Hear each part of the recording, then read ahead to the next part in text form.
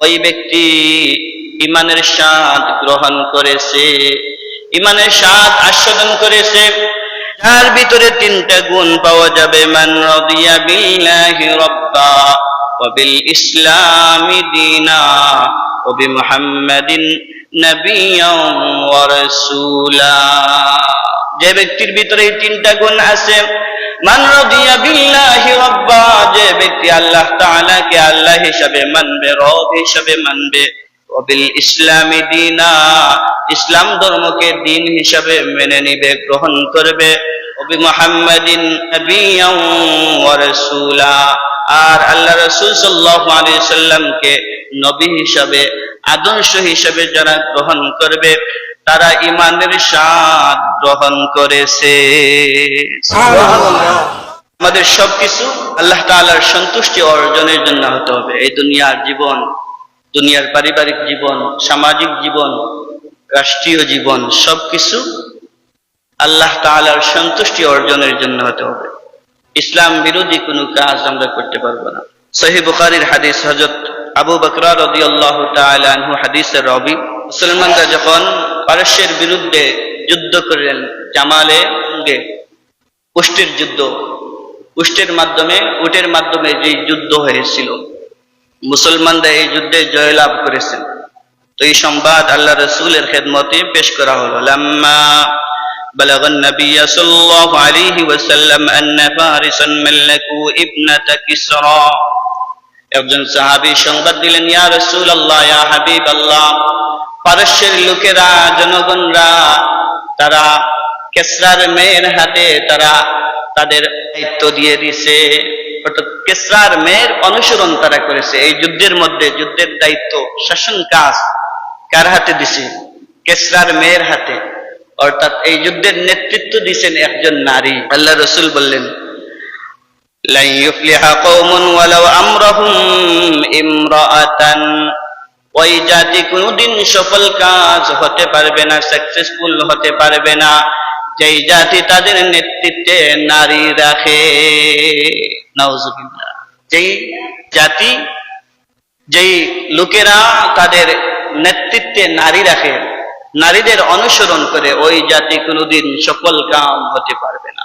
তাফসীরে কুরতুবীর মধ্যে ইমাম কুরতুবী রাহিমাহুল্লাহ সূরা নিসার 34 নম্বর আয়াতের ব্যাখ্যায় বলেছেন, আর-রিজালু কাওয়ামুনা আলান নিসা, পুরুষরা নারীদের ভরণ পোষণের দায়িত্ব কার হাতে থাকে? পুরুষরা নারীদের ভরণ পোষণ বা তারা কর্তৃত্ব দিবে। সুতরাং নারীদের হাতে ভরণ পোষণের দায়িত্ব দেওয়া, নারীরা কর্তৃত্ব দেওয়া, শাসন কাজ পরিচালনা করা, এটা ইসলামে বৈধ না অবৈধ? অবৈধ। জামে তিরমিজির হাদিস, হযরত আবু হুরায়রা রাদিয়াল্লাহু তাআলা আনহু হাদিসের রাবী, আল্লাহ রাসূল বলেন, ইযা কানাত আমরাউকুম শুরাউকুম ওয়া আবনিয়াউকুম বিখলাইকুম ওয়া উমুরিকুম ইলা নিসাইকুম ফাবাতনুল আরদু খায়রুল লাকুম মিন যহরিহা। আল্লাহ রাসূল বলেন, যেই যুগে যেই মানুষেরা তারা নিকৃষ্ট দুনিয়াকুর মানুষদেরকে নেতা বানাইবে, আমির বানাইবে, আর ধনী লোকেরা যখন কৃপণ হয়ে যাবে, আল্লাহর রাস্তায় দান সদকা করবে না, আর যেই জাতি যখন তারা তাদের নেতৃত্বে নারীদেরকে রাখবে, ওই জাতি হলো নিকৃষ্ট। আল্লাহ রাসূল বলেন, ফাবাতনাল আরদু খায়রুল লাকুম মিন যহরিহা, ওই যুগ যখন প্রকাশিত হয়ে যাবে, তখন জমিনের উপর চাইতে জমিনের নিচতল দেশ তাদের কাছে দামি হয়ে যাবে। যেই জাতি যখন তারা তাদের নেতৃত্ব দিবে দুনিয়াকুর মানুষদেরকে, যারা দুনিয়ায় লুটপাট করে, যারা কাদাবাজি সন্ত্রাসী করে, খুন খারাপি করে, এই নিকৃষ্ট মানুষদেরকে যারা নেতৃত্ব দিবে, নেতা হিসেবে মানবে, মেম্বার বানাইবে, চেয়ারম্যান বানাইবে, এমপি, মন্ত্রী, মিনিস্টার, প্রধানমন্ত্রী বানাইবে দুনিয়াকুর মানুষদেরকে, আর যেই সকল ধনী লোকেরা কৃপণ হয়ে যাবে, আর যেই লোকেরা তাদের নেতৃত্বে নারী রাখবে, ওই সময় দুনিয়ার উপর থেকে আল্লাহ তাআলা নিয়ামত উঠাইয়া নেবেন। এখন তো আমরা যুগে উঠেও চলে, আমরা নেতৃত্বের নেতৃত্বে রাখে কারারে যারা সন্ত্রাসী করতে পারে, দুনিয়ায় লুটপাট করতে পারে, ইনসাফ কায়েম করে না, গরিব অকলর হক মারে, এতিম অকলর হক মারে, ও মানুষের আমরা নির্বাচনে আমরা নেতা বানাই। আর আমরা নেতৃত্বে রাখি, আমরা অনুসরণ করি নারী অকলর। আল্লাহ রাসূলে বলতেছেন এই যুগ যখন দেখবা তখন এই দুনিয়ার জমিনটাকে আল্লাহ তাআলা নিয়ামত উঠাইয়া নেবে, আর তলদেশ জমিনের তলদেশ হয়ে যাবে তাদের জন্য সবচেয়ে উত্তম জায়গা। মুস্তাদরাকে হাকিম হযরত আবু বকর রাদিয়াল্লাহু তাআলা আনহু হাদিসের রাবী এই পারস্যের যুদ্ধ সম্পর্কে আরেকটা হাদিস, فكان فيما حدثه من أمراء العدو وكانت تليهم امرأة فقال النبي صلى الله عليه وسلم هلكت الرجل حين أطاعت النساء। এই পারস্যের যুদ্ধ যখন সংগঠিত হয়েছে, হক বাতিলের যুদ্ধ, মুসলমান এবং কাফেরদের বিরুদ্ধে যে যুদ্ধ হয়েছে, এই যুদ্ধে মুসলমানরা জয় লাভ করেছে, কাফেররা হেরে গেছে। তখন আল্লাহ রাসূল জানতে চাইলেন যে কাফির মুশরিকরা তোমাদের কাছে পরাজিত হয়েছে কোন কারণে।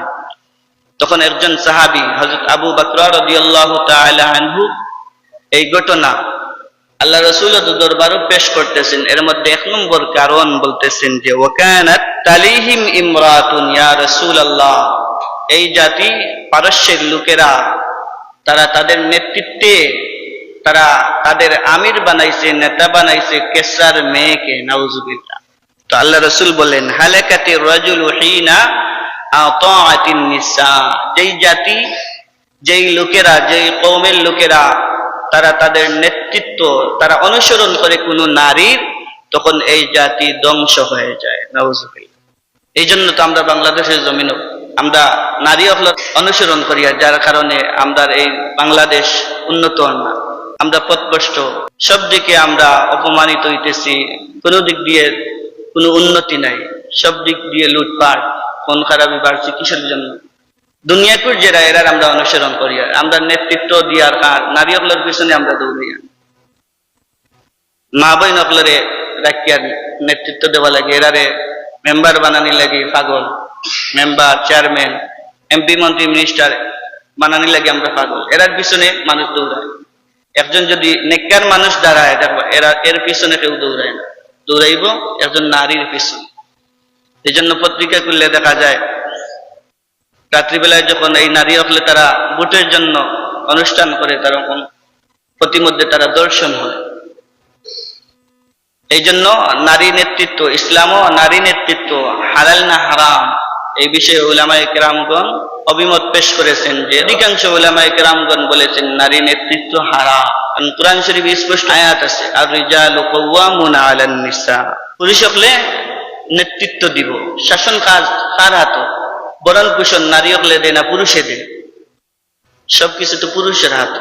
আল্লাহ রাসূল সাল্লাল্লাহু আলাইহি সাল্লাম হাদিসের মধ্যে বলেছেন, সহিহ বুখারীর হাদিস, হযরত আব্দুল্লাহ ইবনে উমর রাদিয়াল্লাহু তাআলা আনহু হাদিসের রাবী, আল্লাহ রাসূল বলেন ওয়াল মারআতু রা'ইয়াতুন আলা আহলি বাইতিন যাওজিহা ওয়া ওয়ালাদিহি ওয়া হিয়া মাসউলাতুন আনহুম। একজন নারীর দায়িত্ব কি? আল মারআতু রা'ইয়াতুন ফি কুল্লি আহলি বাইতিন, একজন নারীর দায়িত্ব হলো তার স্বামীর ঘরের সে গৃহবাসী হবে, তার সন্তান সন্ততি তার স্বামীর মাল আসবাবপত্র দেখাশোনার দায়িত্ব জিম্মাদারি হইল একজন নারীর, এটা হইল একজন নারীর জিম্মাদারি।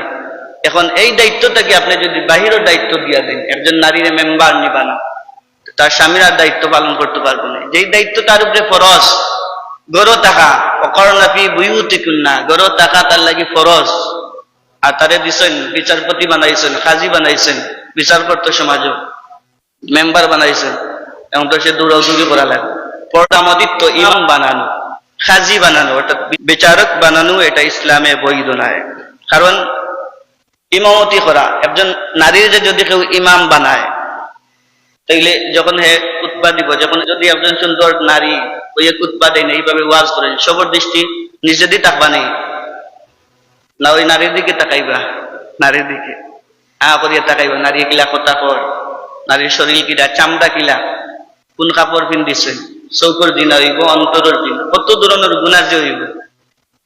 এই জন্য একজন নারীরে ইমাম বানানো বা বিচারক কাজী বানানো ইসলামও বৈধ নাই, অবৈধ, জায়েজ নাই।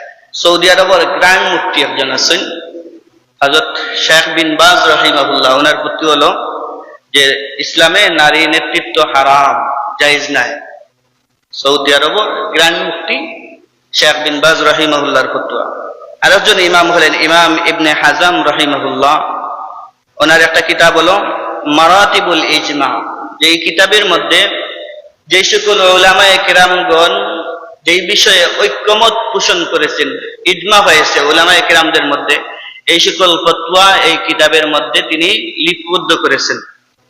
ইমাম ইবনে হাজাম রাহিমাহুল্লাহ এই কিতাবের মধ্যে, শওকানি রাহিমাহুল্লাহ লিখিত কিতাব, এই কিতাবের মধ্যে তিনি একটা হাদিস আনছেন। এই হাদিসের ব্যাখ্যায় তিনি বলেছেন যে নারীরা শাসক হওয়ার জন্য, বিচারক হওয়ার জন্য উপযুক্ত নয়। আল আহকামুস সুলতানিয়া একটা কিতাব, আল্লামা ইমাম মাওয়ারদি রাহিমাহুল্লাহ ওনার লিখিত কিতাব, উনি বলতেছেন যে নারীরা শাসন কার্য পরিচালনা করার ইমাম মাওয়ারদি রাহিমাহুল্লাহ যে একজন নারী নেতৃত্ব নেওয়ার জন্য যে সে চায়, তাহলে এটা তার জন্য উপযুক্ত নয়। আল্লামা শাহ ওয়ালিউল্লাহ মুহাদ্দিস দেহলভী রাহিমাহুল্লাহ ওনার ফতোয়া হলো হুজ্জাতুল বালিগা কিতাবের মধ্যে লিখেছেন যে নারীর নেতৃত্ব বৈধ নয়। আরেকজন ইমাম আল্লামা ইমাম ইবনে কাসির রাহিমাহুল্লাহ উনি বলতেছেন যে নারীরা নেতৃত্ব নেওয়ার জন্য উপযুক্ত নয়, বরং নেতৃত্ব নেওয়ার জন্য উপযুক্ত হইল পুরুষ, এমনকি নেতৃত্ব দেওয়ার জন্য পুরুষ হওয়া আবশ্যক, অর্থাৎ ফরজ। আর একটা কিতাব ফয়জুল বারী, আল্লামা মুল্লা আলী ক্বারী রাহিমাহুল্লাহর লিখিত কিতাব, এই কিতাবের মধ্যে তিনি ফতোয়া দিয়েছেন যে নারী নেতৃত্ব জায়েজ নাই, অর্থাৎ নারী নেতৃত্ব হারাম। একটা কিতাব আল ইরশাদ ফি উসুলিল ইতিকাদ, এই কিতাবের মধ্যে ইমামুল হারামাইন তিনি বলতেছেন ওয়াজমাউ আন্নাল মারআতা লা ইয়াজুজু তাকুনু ইমামান ওয়া ইন্নাল ইখতিলাফা ফি জাওয়াজ কুতিহা কাদিয়াতুন ফিহা জুজু। তিনি বলতেছেন যে সকল উলামায়ে কেরামদের ঐক্যমত হলো একজন নারীরে রাষ্ট্রপ্রধান বানানো জায়েজ নাই, একজন নারীরে রাষ্ট্রপ্রধান বানানো জায়েজ নাই। এই জন্য আমরা প্রত্যেক মানুষের দায়িত্ব আছে। আল্লাহ রাসূল হাদিসের মধ্যে বলেছেন যে হাসরের মাঠে আমরা নিজেদের দায়িত্ব সম্পর্কে আল্লাহ তাআলার দরবারও জবাবদিহি করতে হবে। আল্লাহ তাআলার যেই বিধান, আল্লাহ তাআলার স্পষ্ট বিধান হইল আর রিজালু কাওয়ামুনা আলান নিসা, পুরুষরা নারীদের উপর কর্তৃত্ব করবে, নারীদেরকে চালাইব কে? পুরুষরা। এখন আমরার বার যদি নারীগুলোর উপরে দিলাই, একটা গাদায় 10 কেজি বহন করতে পারতো না, আপনি যদি 10 কেজি তার উপরে দেন, তার অস্তিত্ব থাকবো না, তারই দায়িত্ব নাই, তার উপরে যদি এই বোঝা দেওয়া হয় তাইলে তো সে নষ্ট হইব। এই জন্য আল্লাহ রাসূল বলেছেন যে আমার উম্মতের মধ্যে এমন এক যুগ, আখিরি যুগ, এমন এক যুগ আইব যে যুগ মানুষে পথভ্রষ্ট মানুষের অনুসরণ করবো, তারা নিজেও পথভ্রষ্ট হইব, আর যারা অনুসরণ করব তারাও পথভ্রষ্ট হইব। আলা কুল্লুকুম রাঈন ওয়া কুল্লুকুম মাসউলিন আন রাইয়াতিহি। আল্লাহ রাসূল বলতেছেন, হে আমার উম্মতেরা, তোমরা সবাই দায়িত্বশীল, তোমরা এই দায়িত্ব সম্পর্কে তোমরা যথাযথভাবে তোমরা আদায়, আল্লাহ তাআলার দরবারে এই দায়িত্ব সম্পর্কে আমরা জবাবদিহি করতে হবে। আল্লাহ তাআলা বলতেছেন ইনিল হুকমু ইল্লা লিল্লাহ, আল্লাহ তাআলার জমিনও আল্লাহ তাআলার বিধান, আল্লাহ তাআলার হুকুম, এটা কায়েম করা লাগবে, এটা আমাদের উপরে ফরজ। ইসলামী রাষ্ট্র ব্যবস্থা করা এটা আমরা লাগে ফরজ, কিন্তু আমরা তো পুরাতন্ত্র এগুলা নিয়ে পাগল। আমরা মনে করি যে নামাজ রোজা এগুলা করিয়েও আমরা বাঁচতাম পারবো, বাঁচা যাইতো না। নারীর পিছনে দৌড়াইবা তো সহজ না, এই জন্য এগুলাতে কি বাঁচা লাগবে। প্রত্যেক দায়িত্ব সম্পর্কে, প্রত্যেক বিধান সম্পর্কে আল্লাহ তাআলার দরবারে জবাব দেওয়া। যেটা হারাম, এটা যদি আপনি হালাল মানত করিয়া গ্রহণ করেন,